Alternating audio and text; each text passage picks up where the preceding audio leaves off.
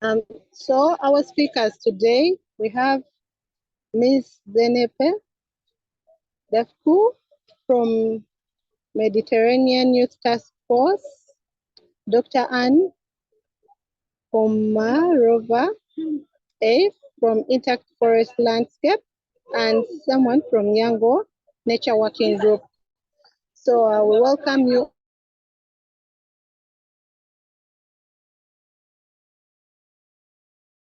all today. So the background, the Intact Forest Landscape is a seamless mosaic of forest without any remote sensing detected of human activities. While many of the organizations try to conserve the IFL through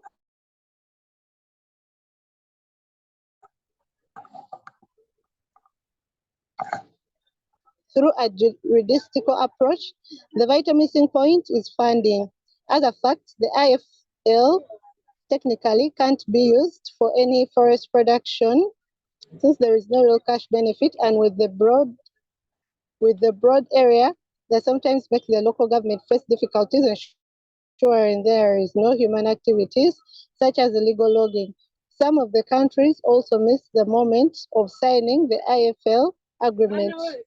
So to reach such a level, a success conservation and keep the forest landscape intact, how shall a country face? So I think at this juncture, I would like to invite our speakers, and I would like to call upon Ms. Zenepa Defku to talk to us about the today's topic, and we shall have our objective as the objective of this event is to understand more about the implementation of intact forest landscape and its challenges in the field. So you're welcome, Ms. Zenepu, to talk to us. Yes, hello everyone. Can you hear me? Yes, we can hear you. Okay, fantastic. Okay, hello everyone. It is a pleasure to be here with you, even though online. And I want to wish all of you happy International Forest Day. And in International Forest Day, maybe we can plant one tree, each of us to plant one tree. In general, it will be a big impact. Today I will introduce and briefly present to you the importance of evaluating forest ecosystem services for sustainable management. The outline of my presentation is the outline of my presentation is started with a short introduction, the definition of ecosystem services and the classification of forest ecosystem services, some threats and opportunities in forest, especially in the Mediterranean countries, and some evaluation methods that are used for forest ecosystem services, and the definition of sustainable management of forests, and the importance of assessment of forest ecosystem services and sustainable management. So why we need the evaluation of forest ecosystem services, and why it's important to contribute in sustainable management. As we know, the forests play a vital role for our lives. Forests are like a home for numbers of species, animals, but also they play a vital role for our life, for our well-being. Just to know the importance of forest, imagine the life without the forest, what could be, the horror movies. Here you can see some data. Just to be on time, I will the definition of ecosystem services. In literature review, some scholars has discussed and analyzed the definition of ecosystem services, but today I will shortly present by, according to the Millennium Ecosystem Assessment, the ecosystem services are all the benefits that our as people obtain from nature, from ecosystem services. So according to Millennium Ecosystem Assessment, this definition encompasses the various ways in which ecosystems contribute to human well-being, and they classified in 4 types of services, such as provisioning services that are products obtained from ecosystems. And according to the Millennium Ecosystem Ecosystem Assessment, also we have regulating services that are benefits obtained from ecosystem process. Cultural services that are especially non-material benefit, intrinsic values, recreational, ecotourism opportunities, etc. And supporting services that are necessary for the production of all other ecosystem services. Due to some mix regarding to regulating services and supporting services, common international classification of ecosystem services, they classified in 3 types of services, such as provisioning services, maintenance and regulating, and culture services. In addition, Intergovernmental Science Policy Platform on Biodiversity and Ecosystem Services, they define as nature contribution to people because, according to them, some of provisioning services that are provisioning services could be cultural services. And to avoid this doubling, they define as nature contribution to people.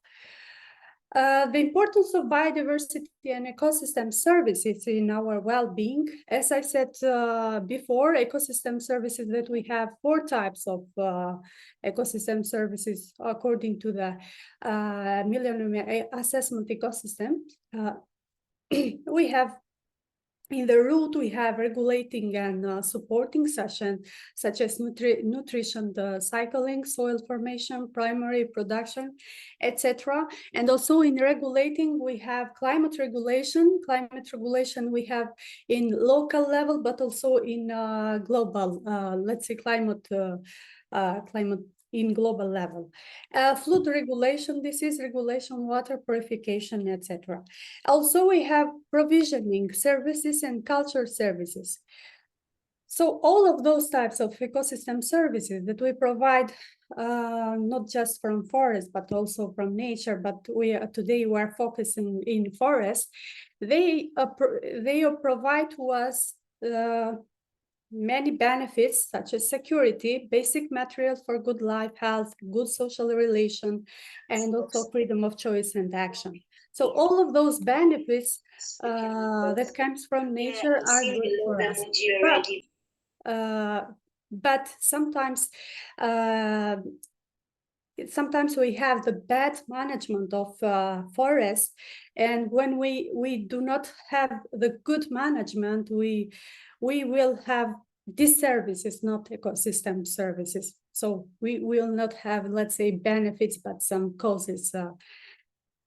And in my case study, in fact, we are working on it because I'm doing my PhD about the evaluation of ecosystem services in protected areas. My case study is in Albania. It's a Mediterranean countries. Also, this case study is protected areas. And some forest, some ecosystem services that are provided by forest in this case study, but also in general, we have provisioning services such as timber and non-timber product. Timber and non-timber product, we have timber, fuel wood, medicinal and aromatic plants, food, fruits, nuts, mushrooms, fibers, etc. Also genetic resources, water supply. And also we have cultural service. We have recreational, such ecotourism, intrinsic values, spiritual and religious values, and also educational and research opportunities. We have also regulating services and supporting services such as climate regulation, flood control that provide by the forest, pest and disease control, water regulation, natural hazard regulation. And regarding to the supporting services, we have biodiversity support, nutrition cycle, water cycle, soil formation, and also contribution to the biodiversity. So those are some, let's say, ecosystem services that are provided by forests, but we have also the others. So I put just those ecosystem services that are provided by my case study. In regarding to the forest, especially forest ecosystem services, we have also some threats and some opportunities. The main threats that are present in forests, especially the Mediterranean countries, we have also illegal logging, forest degradation, climate change, and climate change. When we have rising temperature, sometimes as you may know, during the summer we have forest fires. Sometimes they are intended, in fact, to open pastures or to build some buildings, especially in the developing countries, as my country. Also, invasive species, air and water pollution, and fragmentation and habitat loss. Those are some of threats in forest areas, but also we have some, let's say, opportunities in forest areas, and we have to use, in fact, let's say the good and better management to profit from those opportunities, such as selective logging. If we select logging, we can divide the harvesting time, as we know that we need to respect sometimes and years to cut the trees and also to plant the new one. Also, we have forest restoration, sustainable forest management. Some opportunities we have also in some strategies, such as in green economy, bioeconomy, in circular economy, in agroforestry, and also climate change mitigation. Trees and forests are, let's say, the key elements that can provide nature-based solutions, such as climate change mitigation, ecosystem-based adaptation, and so on. And also we can use forests for ecotourism and recreation. Regarding to the evaluation approach and methods, in literature review, you can find a different kind of approach and different kind of methods, but some methods are not, let's say, suitable for some countries, and vice versa.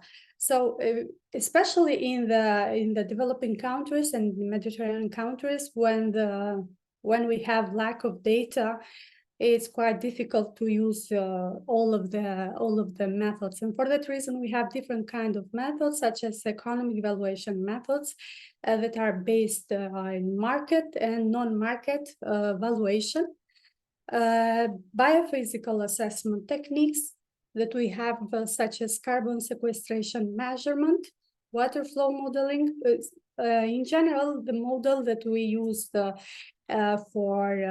for different kind of reason, such as for water, biodiversity, ecological, etc. Also, we have participatory approach. Those approaches are very important, in fact, to have better management and to understand better the situation and the problem in forest area. We have here stakeholder engagement, local knowledge integration, community-based monitoring. It's important, in fact, to collaborate and to include especially local communities, and in some countries we have also indigenous people that they play an important role in sustainable management of forest. Also, we have integrated assessment models such as multi-criteria analysis, scenario modeling, decision support tools, and so on. Here, I put it a table that is some methods, let's say, to evaluate ecosystem services. We have, let's say, total economic values. In fact, it's quite in economic point of view. We have use and non-use values, and for each value, so we have different methods to use for evaluation of ecosystem services in forest. In my case study, I'm focusing in using two contingent valuation methods. Why? Because in my country, we have some lack of data to find, for example, for the other methods, and contingent valuation method is suits for my case study. What is contingent valuation? Contingent valuation consists to ask respondents about the willingness to pay or willingness to accept. So willingness to pay for conserving or preserving ecosystem services that are provided from forest, in our case, or willingness to accept for some different scenarios that we want to invest in these areas. So willingness to pay, I use willingness to pay, but also willingness to accept. But here I will introduce willingness to pay.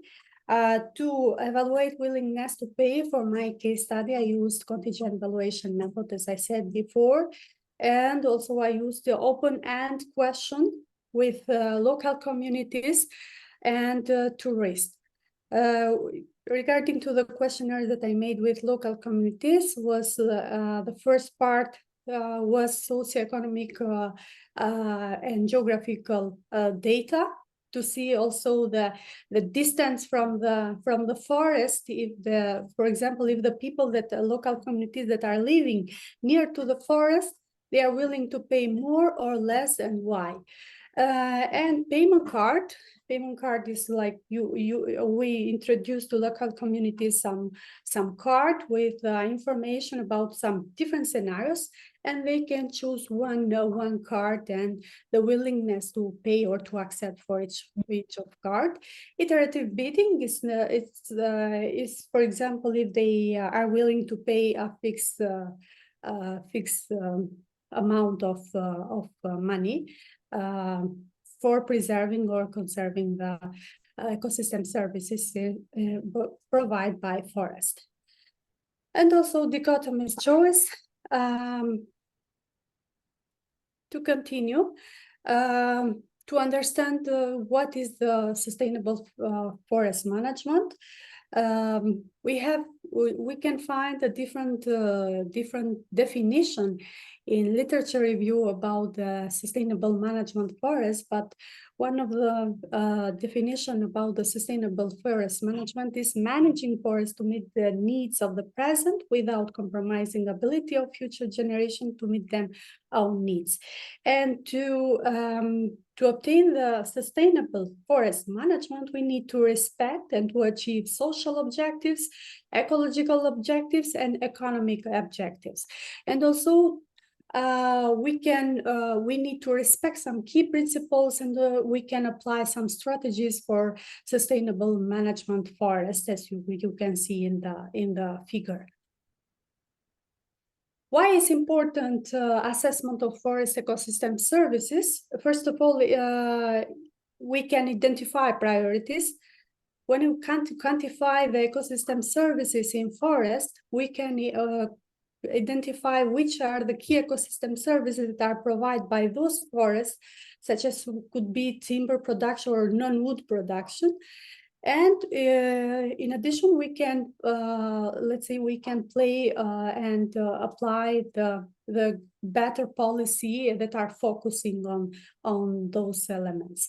Second, quantifying trade-offs and synergies. The evaluation methods like multi-criteria analysis gives us the possibility to quantify the trade-offs and synergies among the different ecosystem services that are provided from forest, and also informing land use planning, ecosystem services mapping, and spatial analysis provide to us valuable insight into the spatial distribution, supply, and demand of services across landscapes. Especially using RGS or those remote sensing that are necessary for mapping of ecosystem services. Also, economic valuation. Economic valuation of ecosystem services helps in assigning monetary values to forest resources and benefits that are provided from forest. Monitoring and adaptive management. Through the evaluation, we involve ongoing monitoring and assessment of forest condition, ecosystem function, and the delivery of services that are provided from those forests. Engaging stakeholders. It's important to engage stakeholders, in fact, and during the evaluation process, it's necessary to engage stakeholders, including local communities, indigenous people, forest users, NGOs, scientists, policymakers, etc. And can help us to have more, let's say, the better management of forest. Engaging stakeholders, as I said, compliance, and the last but not least, the compliance and certification. Evaluation of ecosystem services in forests contribute to compliance with international standards, guidelines, and certification schemes for sustainable forest management for those areas. Which are the main benefits of evaluation for sustainable management? We inform decision-making based on evidence and data. Also, we identify priority areas for conservation and restoration. It helps also in allocating resources efficiently. We integrate the stakeholders' perspectives and values, also enhancing transparency and legitimacy of management decision, fostering collaboration and partnership, promotion of sustainable livelihoods and economic development, also creating job opportunities and improving local communities' well-being. But also we have some challenges and limitations, because we have in some cases we have lack of data, especially in developing countries, and for that reason is preferred in those countries to use those kind of methods, such as contingent valuation methods, etc. And also for some type of ecosystem services, it's quite difficult to evaluate, because they are non-tangible. For example, regarding to the scheme that we have, 4 types of ecosystem services, provisioning services are the let's say the easiest type of services to evaluate, rather than the other types of these ecosystem services, such as culture, regulating, and supporting, because they are more non-tangible, and we do not have, let's say, we do not have comprehensive data on non-market values. And also the other challenges is balancing short-term economic gains with long-term sustainability, because some cases we in the policy and the policy makers should consider the long-term sustainability, because sometimes in short terms we have a lot of economic gains, but in long term we do not respect sustainability.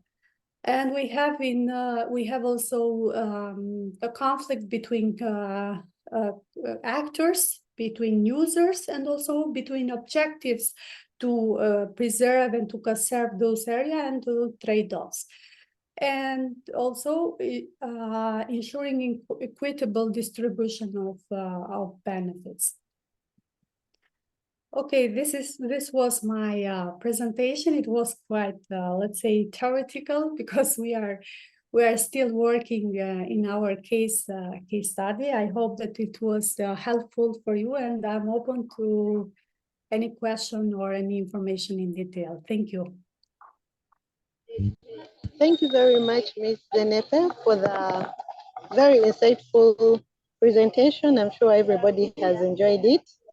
And it's at this juncture that I would like to invite Dr. Anna to come and to get online, and she may give us her presentation. And the questions, you can keep putting your questions in the chat. Please keep them coming so that after all the presenters of today, we shall be able to get responses to the questions. I'm not certain if Dr. Anna is on. Please, you can go ahead and give us your presentation. Hello, everyone. Can you hear me? Yes, we can hear you, Dr. Anna. Perfect. Yeah. Welcome to my part discussion. I would say I'm really glad to talk with you about intact forest landscapes basics. I'm the person who did the intact forest landscapes layer, and I will talk a bit about the history. But it's really important that intact forest landscape consists of specialists of different organizations, non-profit, universities, and so on. And this work is more than 20 years of development of this approach. And the brief summary of my speech today is I tried to concentrate on the questions which was shared. And I would like to start with the summary that first of all, there is no way for green investment in the forest, intact forest landscapes, but I like the name of webinar, the question 4. So the question should be, what can we do in practice to protect intact forest landscapes, not taking into account the idea to go inside this area? And I will explain why. The second point is the intact forest landscapes should be prevented from fragmentation, not because it's a way to earn money in any way, but as a really crucial component for biosphere, for climate change mitigation, and so on. And I think you know the proverb, when the last tree has been cut, then the last river has been poisoned, and when the last fish has been caught, then we will find out that we can't eat money. So the question is not about earning money. The question is our well-being as humanity, I would say. And I will cover basics of intact forest landscapes very briefly, and discuss a bit alternative approach. I will show that intact forest landscapes are critically important for carbon storage, for climate, for big chemical regimes, water regimes, biodiversity, and so on. I'll state that the intact forest landscape are beyond economic valuation. It's not about money. Plantations in the intact forest landscapes are not possible because it's completely against the idea of intact forest landscapes. Green investment mechanisms make sense to discuss, but again, not green investment mechanisms to operate in intact forest landscapes, but how to organize the investment landscape to let companies keep away from intact forest landscapes. And about the local communities, I also will show that it's a really important stakeholder, and their opinions should be taken in account. Basics. as already was said, intact forest landscapes is mosaic of forest and associated natural areas, which do not have signs of using before. And the delineation is based on two main criteria. First is ecosystem alteration. So it's ecosystems which do not have any signs of human activity. And fragmentation. These are rather big areas. The minimum area of intact forest landscape is 500 kilometers, and it should be not too much fragmented to let intact forest landscape to function as a whole. Because as was shown in previous research, this area is critical for maintenance of let's say, global benefits we are taking from, we are getting from forest. And one more important point is it's not only forest. It can be forest, open, closed grasslands, peat bogs, and so on. The main idea that it's inside forest zone and it's intact. So no direct signs of human activity. Can you find here the intact forest landscapes? Try to write to the chat how many intact forest landscapes are on this slide. Just try yourself as intact forest landscapes interpreter.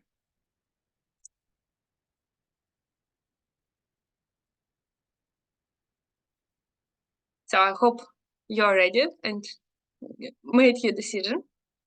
Actually, you can see several big areas in the center.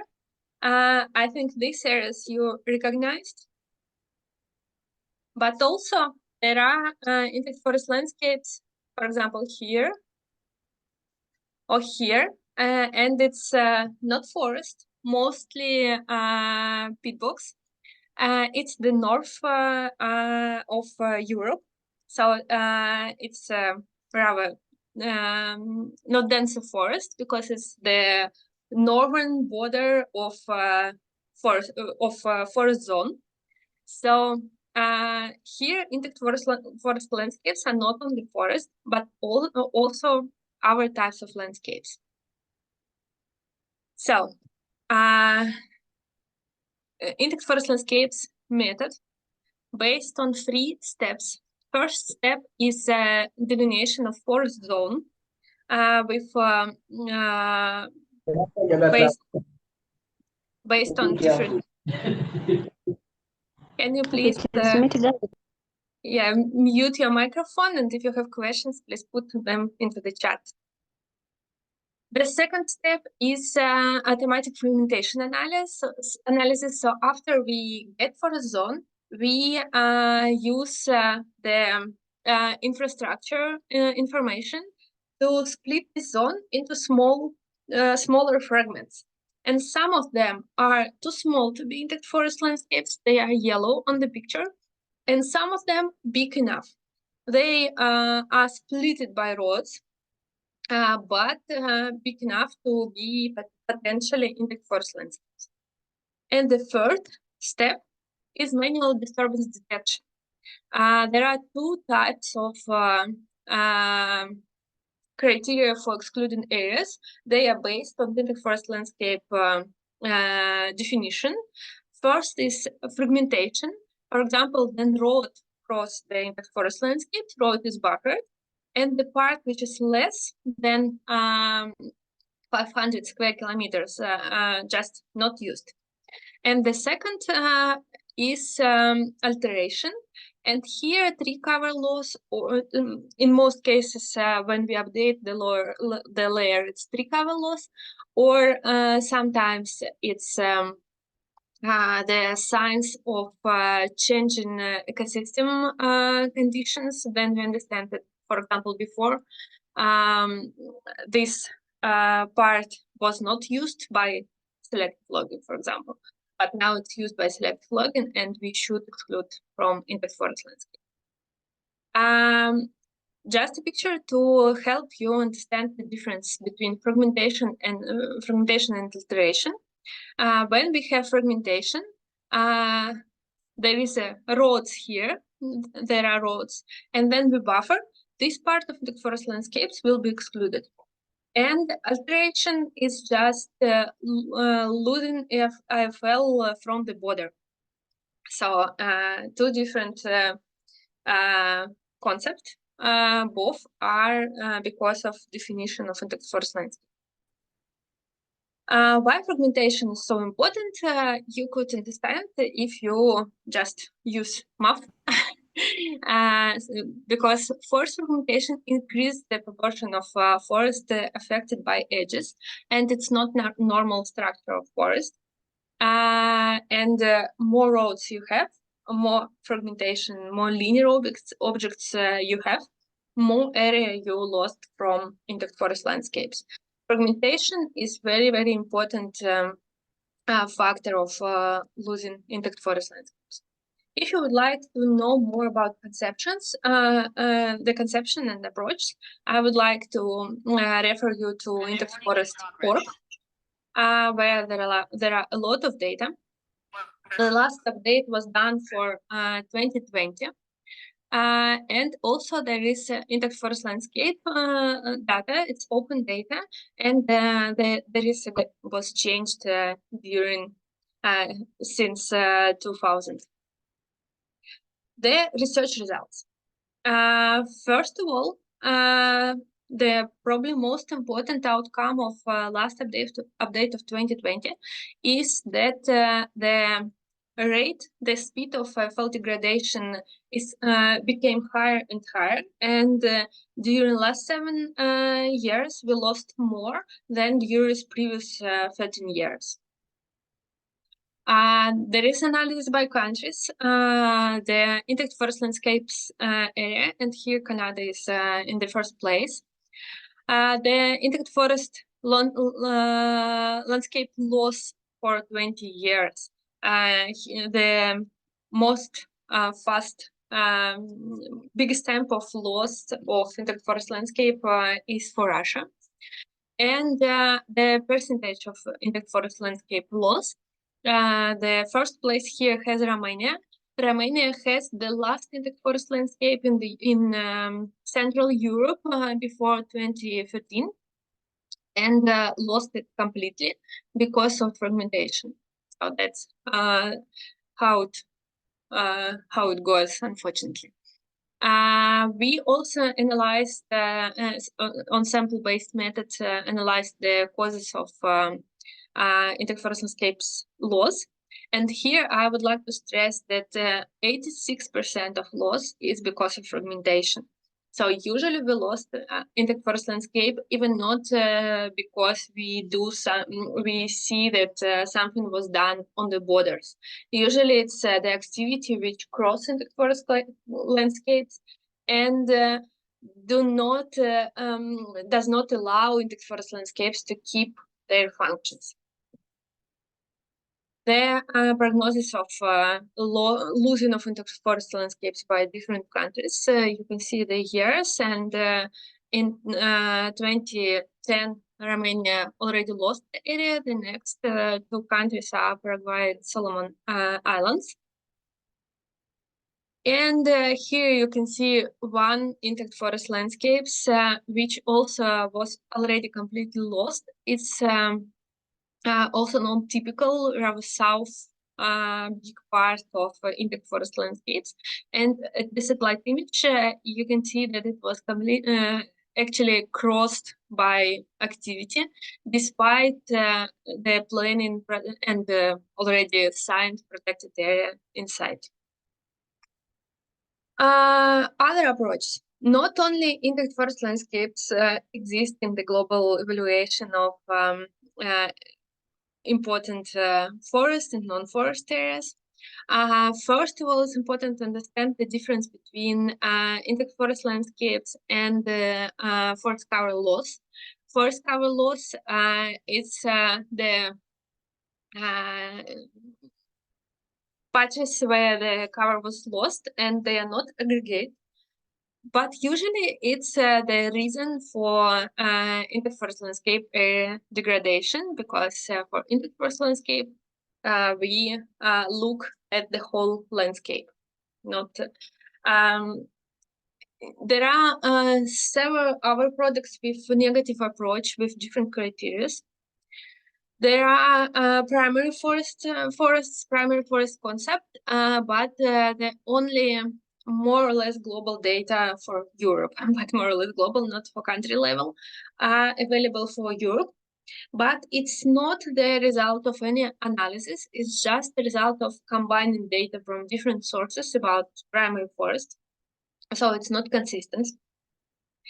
And if to compare intact forest landscapes with other studies, I should stress that intact forest landscapes approach firstly a global scale and the same criteria for the whole world, so we can compare the areas. We also have comparable monitoring results, because the methodology is the same from the very beginning. And in 2013, we did to 2015 we have much more data, I mean satellite imagery, and we revise the intact forest landscapes for 2000. This methodology is easy to replicate, and that's probably more important, it's easy to implement to local level. It will not be intact forest landscapes because it will not be the global criteria, but it can be useful for forestry planning, for conservation planning, and so on. And it's completely based on remote sensing data, so it's up to date, mid-resolution, and free product.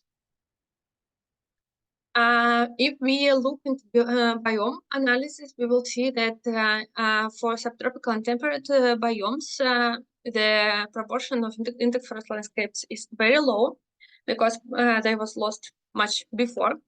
And in this situation, the regional criteria for temperate forest are very, very important. And here is one of examples. The next intact forest landscapes are really very important for human well-being.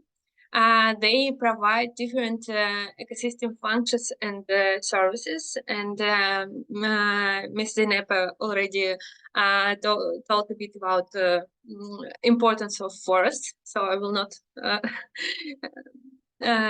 stop here. But I would like to stress several research. First, intact forest landscapes for carbon storage. Intact forest landscapes contains much more carbon than other areas. And if you would like to play with that, there is a really great tool which allows to make an analysis on a country level. So, for example, here for Indonesia, we can see carbon dioxide, which is in intact forest landscapes, and also get the percentage for each area, for each country, which area is in intact forest landscapes. And here we can see that the intact forest landscapes is important for carbon storage.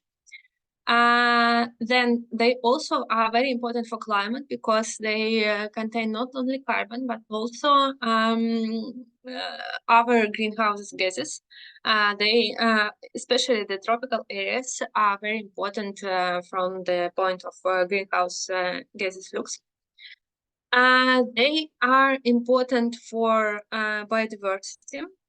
And also the interesting publication is that proportion of indigenous people lands is also very high in intact forest landscapes. About management. First, the very important idea that intact forest landscapes are sustainable, but if we start using them, we should understand the costs of maintenance and the restoration of intact forest landscapes. And here, the biggest ecosystem integrity give us high conservation value. And in this case, the conservation costs are very low. If the ecosystem integrity decrease, the conservation value also decrease, and at the same time, we get much higher costs for maintenance of this area. And the same for rate of alteration or conversion. The higher is conversion, the higher are costs for keeping this area wealthy, healthy, I mean. So outcome number one is that intact forest landscapes are sustainable by their own, but need cost in case of disturbance. And here I would like to stress again that we need intact forest landscapes not only for money, because money is not the only and not the primary value, maybe. Just try to make an experiment, write 10 values for you personally and count which of them are related to money. Or probably most of them are related to well-being, to health, and so on. And just try to compare the importance of money and our aspects, our benefits, which can give, which can be given to us by intact forest landscapes. So they provide our important functions, and they should be beyond economic valuation. It's not correct to discuss the amount of money which we could get from intact forest landscapes and so on. The note about trading practice. It cannot be ethical, as it's a way of discrimination by its nature. When we get money not for something we was created or at least added value, but just for common heritage, which by case is one in another country, it's the way of discrimination. It also can be sustainable and can be based on confidence estimation, because our ability to estimate the carbon is very low. Actually, it's still very low for confidence estimation. It's also the space for corruption on a country level, and it's a primary predictor of country dysfunctionality. So it makes sense to avoid. Carbon trade can be transparent by its nature, and it's not a solution. So I would, when I think about trading of carbon produced by intact forest, not produced, by,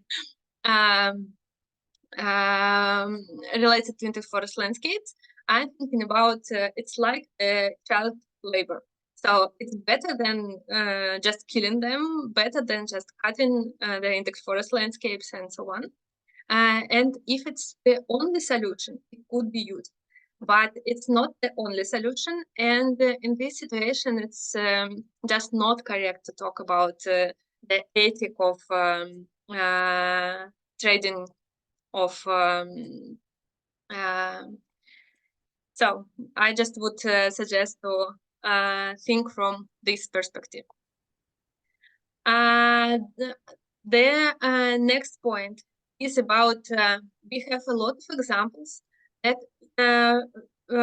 Forest Stewardship Council certification actually promote the decreasing of intact forest landscapes, and here you can see the analysis for that.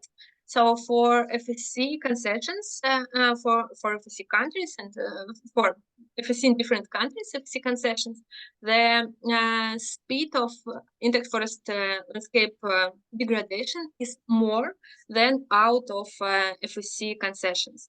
So actually, FSC promote the loss of intact forest landscapes, and also the creating of roads is also a factor of killing intact forest landscapes, because the roads are always followed by fires, by another destructive process, which finally also leads to complete degradation of intact forest landscapes. Here are two very new examples of Indonesia. And here you can see, before it was about timber harvesting, and here is specifically about plantations. It's also the areas which was lost, intact forest landscapes lost due to plantations. And here you can see the example where here is just 3 kilometers. So if the situation continues in this way, this part of intact forest landscapes will be lost completely. And probably the whole intact forest landscape, because it's not too big. So it's the last bridge between two parts of intact forest landscapes, and it's in process of development. And another example, then the part of intact forest landscapes was already lost because of new plantation in this area. So as intact forest landscape certification stimulates degradation of intact forest landscapes, we have no reason to expect other from companies who earn money through plantation development. And in general, the sustainable use of intact forest landscapes is a nonsense. So fragmentation of intact forest landscapes initiates a series of changes that lead to landscape transformation. And by definition, plantations and logging and selective logging in the intact forest landscapes are not possible. Because in this case, IFSA lost their intactness. About investment, it's a rather complicated question, but I would like to draw your attention to the situation in Russia, where the intact forest landscape, which I showed before, is located. And here, despite the creating of protected area, the situation was getting worse and worse, and finally the intact forest landscape was lost. Why? Because it's the only way to get timber in this area. But at the same time, across Russia, there are about 77 million hectares of unused agricultural lands, where with the investment, the forestry could develop and could give the same amount of timber, because for intact forest landscapes, they are usually on remote areas, and it's not easy to get timber from there. So the solution can be investment, but not in intact forest landscapes development, but in development of effective practices of forestry and effective planning of forestry out of intact forest landscapes areas. Intact forest landscapes do not need a management, and the best practice is just not touch them. So the green investment is maybe green only when it's outside of intact forest landscapes. And how it can help, for example, the green investment may include support and increasing the effectiveness of land use at non-IFL areas, especially for the countries where the IFL area is biggest for now, and all of them are developing countries, so there is a huge space for development and improvement in practices there. And it really could help to for intact forest landscape conservation. I also would like to stress that we should consider intact forest landscapes not as investment, but as compulsory fees. Fees for using the environment for earning money, and it should be a normal practice. The question is who should pay these fees? Should governments pay, society in general, or businesses who use our forests for gaining money? I don't know. That's a question, and probably you as new professionals can bring new insights in this area. But anyway, it should not be a question of investment in development of intact forest landscapes. It's the price we should, I mean, investments in development of forestry out of intact forest landscapes. It's the price we should pay for the well-being of our ecosystems and actually for the next life of generations on Earth. And the last question was about indigenous people lands and local communities, in more general way. In different areas, indigenous people lands contains up to 80% in forest landscapes. And their traditional management usually depends on the intact forest landscapes. And for these communities, IFLs serve not only global but also local functions. So they have, they usually more prioritize the conservation of intact forest landscapes.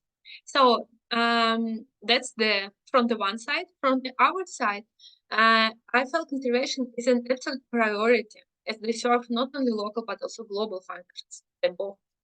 So as a outcome, local communities should be considered as stakeholders, definitely should be, but not allowed to act for intact forest landscape destruction. So it's also not a simple solution, and it's the area which definitely needs new insights and new investigators and so on. The area where the situation can be improved a lot. And the last question, how can we protect intact forest landscapes? There are several ways to do that. The first step is to appreciate the importance of intact forest landscapes for our Earth and understand their nature.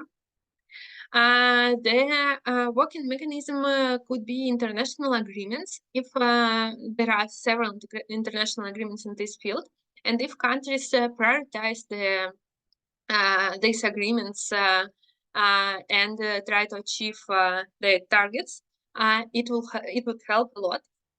The next point is that researchers show that protected areas is effective way for fragmentation limitation, but only 1/4 of protected areas are in 1/4 of intact forest landscapes are in protected areas. So the good way of development is to consider IFLs as high priority candidates when the countries revise their protected areas net. Indigenous people are important stakeholders, as already been said before. So we should rely on critical role of local communities and help them manage these forests without loss of their structure. We should develop the forestry practices which help getting enough wood and our benefits from non-intact forest landscapes areas. And also the country's level forestry approach strategies are very important here. And we need the strategy of intact forest landscape conservation on global level. But it's also very important to focus on regional implementations, which should consider intact forest landscapes within the whole conservation landscape.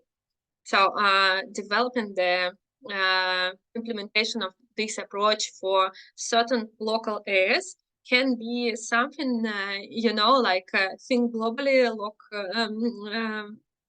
act locally. And in this case, we can really help to protect intact forest landscapes. That's it for my presentation. Once again, the brief summary of my speech, and I would love to answer your questions. Thanks for your attention. Thank you very much, Dr. Anna, for that insightful presentation. And the questions are to be sent in the chat room. We're going to have some minutes saved off, the next 30 minutes. Like, we are going to have the next speaker. I think will take like approximately 15 minutes, and we have the other 15 to answer the questions. Otherwise, it was such a very educative presentation. I would like to invite Mrs. Dina from Young Go Nature Working Group to present to us. We are ready to learn and to learn more from you. Thank you. Hello everyone, can you hear my voice? Yes, sure, we can hear your voice. Okay, I'm in here. I will not representing a presentation in here. I will just talk in here. So in here, hello everyone. My name is Nurmol Dina, and you can call me Dina. I'm in here, Prison Yangbo. I am the contact point for our working group, which is called Natures Eco. And for who doesn't know, in UN or in UN, especially in UN organization, some of them have official youth constituency. Like one of the example for UNCCD, they call it UNCCD Youth Cactus. And also on the UNFF, IFSA is part of the official youth constituency. And in here, we are Yango is the official youth constituency of the UNFCCC. And Yango itself that we are represent young people from all across the world who like to engage in climate change activities and action. And in Yango itself, we have a thematic working group that specializes on specific aspect of climate change, like in climate action, mitigation, and adaptation, and nature-based solution. And Nature Eco is one of the part of the thematic working group. And in here, in our working group, we are like to address about the roles of biodiversity conservation, nature-based solution, ecosystem protection, and we also promoting about advocate for policy and activities that support restoration of the natural ecosystem. In our working group, we have a focus main topic. Forestry is one of them, and also we have agroforestry and biodiversity. And since Yango itself is part of the UN system, that we have a privilege to create a workshop and also have a side event during COP, especially it's one of our main event. And also we have a bilateral meeting before. In here, how about the involvement of young people in here to the, especially on climate action toward the forestry. We are trying to working for upcoming COP29. COP29, because based on my experience that I was participating in COP27 and COP28, a lot of young people that are focusing on forestry, especially young professional and student, it's underrepresented. I think because we need people being the leader to make them more engaging, especially toward a workshop and bilateral meeting. I mean, it's a lot of, we are involving in the side event, especially on the some of pavilion, but it will be more engagement and it will be more impactful if we have a workshop and bilateral meeting, because we will give our voice to the main stakeholder, like a government and some of company, so we have more impactful discussion with them. And unfortunately, when I have one of my experience when I have a bilateral meeting with EU, like European Economic and Social Committee and also EU Parliament, I am the only one from forestry and biodiversity background. In there, I am raising awareness about how the EU involvement toward Asian region, especially on their biodiversity. And I hope that in the upcoming COP, and we will have more engaged, especially on bilateral and workshop about the forestry.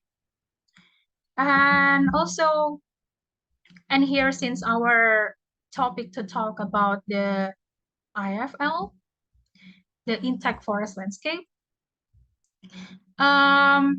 in here, the involving of the young people in this conservation and maintenance of intact forest landscape is very critical for various reasons. Like the first, like a long-term perspective, engaging young people, they granted that effort to protect the IFLs. Also, as future leaders and decision makers, young people contribute to a new perspective and long-term dedication. And the next one is young frequently contribute to fresh idea and imaginative approach to Miss addressing this Tina, issue. Miss Tina, I'm not sure if you're sharing the screen because we're not seeing your screen. I think you share the screen, then we can see the presentation if you're having one. Oh, I mentioned to you before that I will not share a presentation. Okay.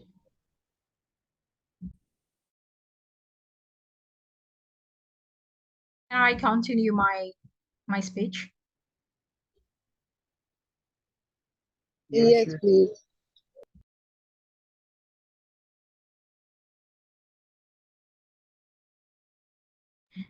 Also, the next one is I mentioned it about youth frequently contribute to fresh idea and imaginative approach. And one of the approach is that we use using technology and social media to increase awareness and mobilize support. And the next one is about education and awareness involving young people in IFFL and raise awareness of the value of the intact forest and risks they face by teaching young people on the importance of this. And empowerment, the last one, giving young people a role in decision-making processes, encourage them to accept responsibility for environmental challenge. That's why I mentioned that before.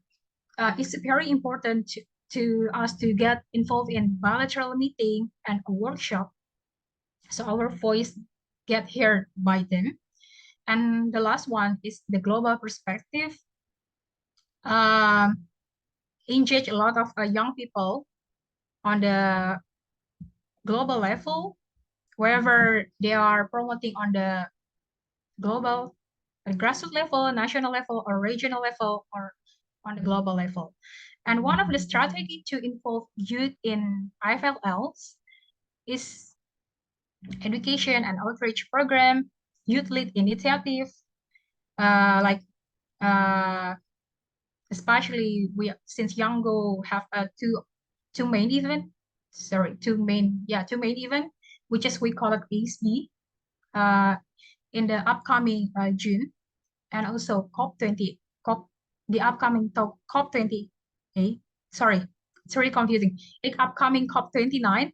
So we hope that we have an open collaboration toward to promoting about the forestry, and from those outcomes we can bring it on the COP. And also partnership with youth organization, and in here Yango is very open for collaboration. And also the last but not least is about the capacity building and offer training and opportunity to young people interested in IFLs and have a workshop and internship. And last year, we have capacity building on the Biodiversity Academy. We collaborate with a lot of youth organization. And I hope that in this upcoming term, we have the open collaboration again. And yeah, that's all for me. Thank you.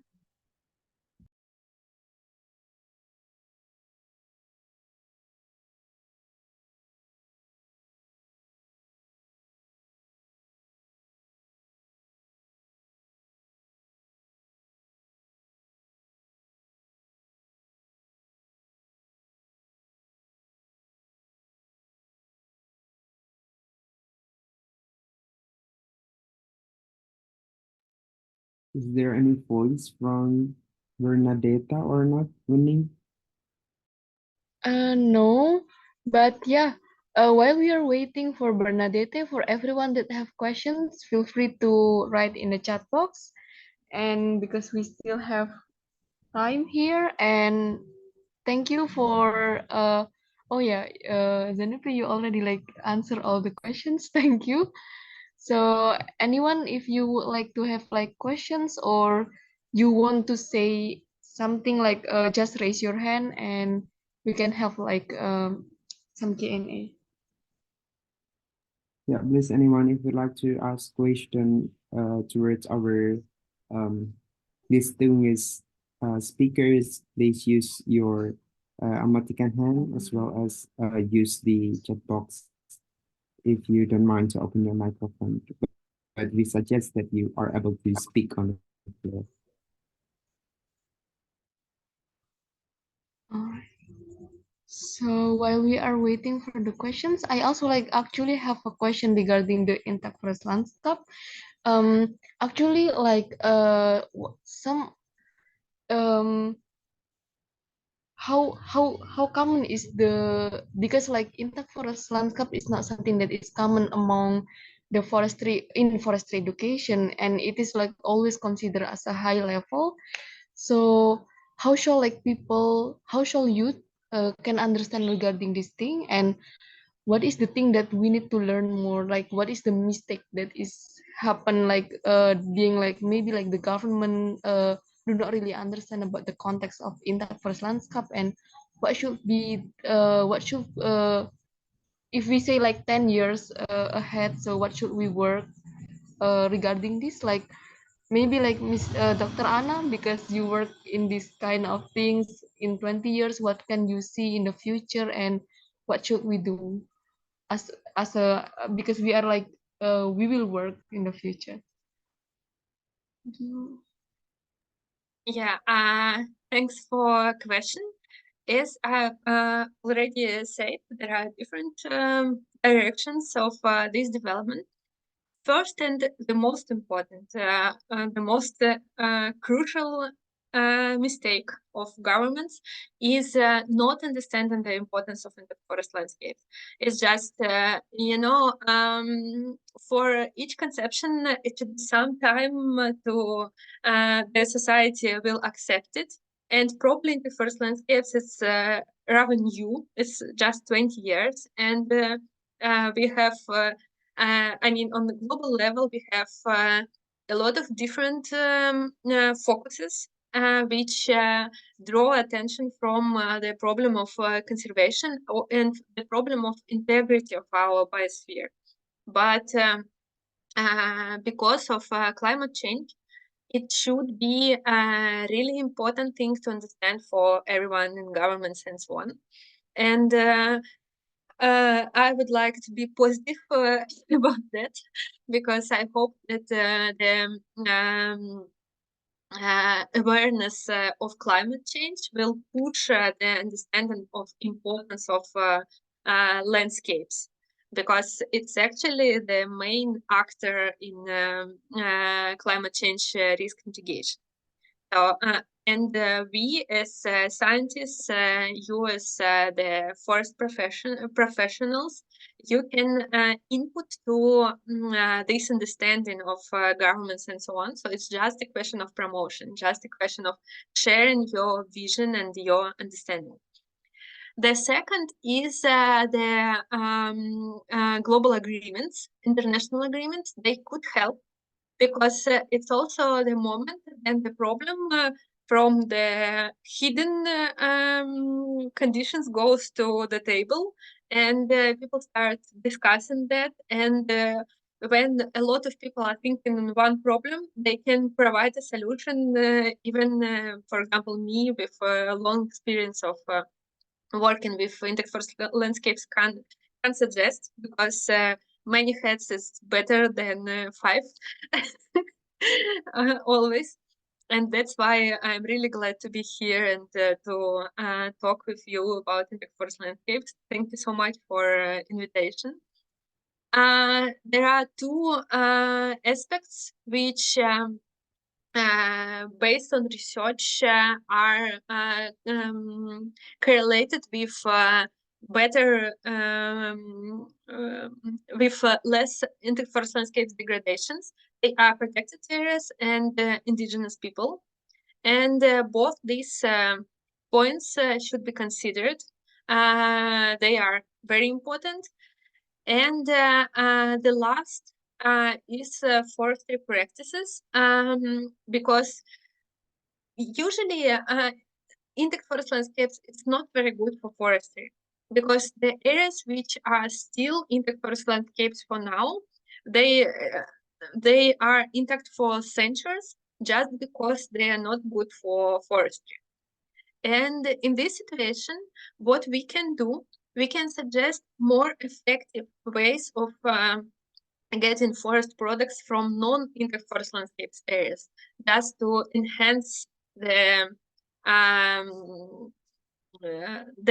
getting of timber from somewhere.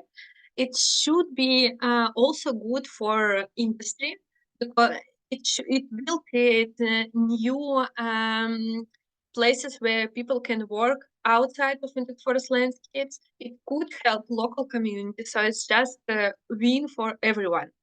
And probably the only thing we need here, we need two things. First is strategy, and second is the global decision to develop such approach. And that's what I hope for next 10 years.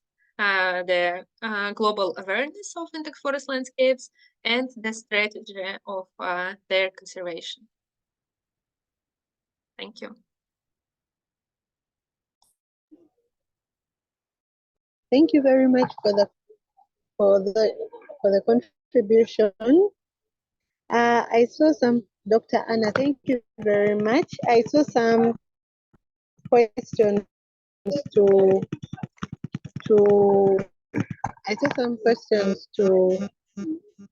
Ms. Zenepe, and I saw she answered quite many during the presentation of the other speakers. But however, I want just maybe to hear from you.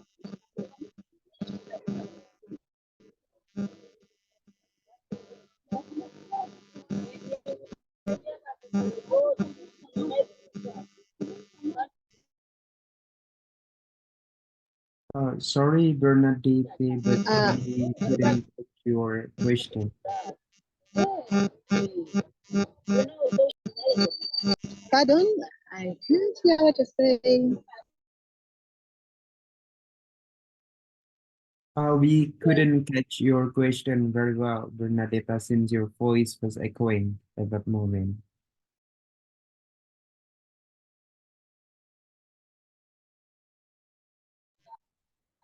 Oh, it's but if there is no one, you can just unmute or raise your hand, and then you can have to say something. If that is, we are going to wait for if there is anyone who has something.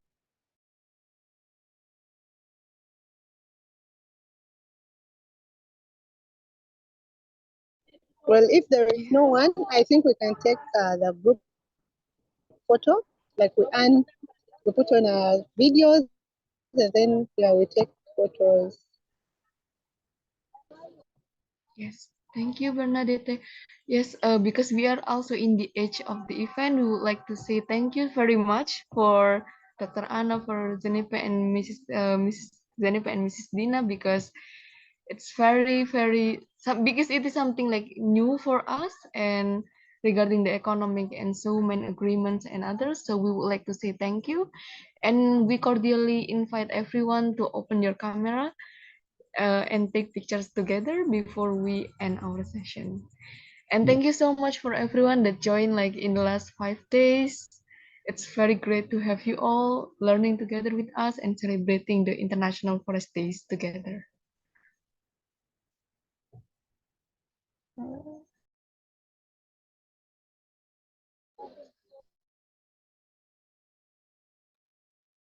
Yeah, I can assist for the documentation. So please, everyone, open your camera and we would love to capture the last session of today. So I'm seeing lots of people are already open their camera. So I'm going to count 3, 2, 1, right? Starting from the tree. But then like I'm considering to everyone here kindly stop the chatting session in the chat box. Okay. So I'm going to capture it. All right. Smile everyone. 1, 2, 3. All right.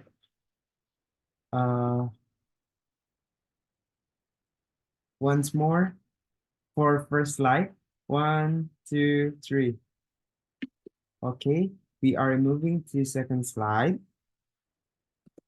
All right, 1, 2, 3. Smile. All right, nice, Maning. So the floor is back to you.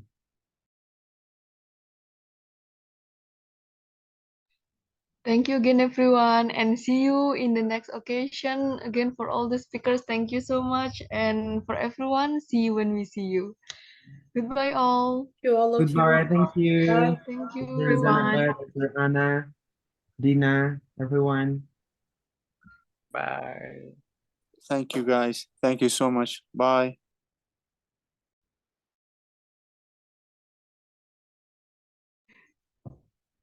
Akhirnya ya ampun, selesai.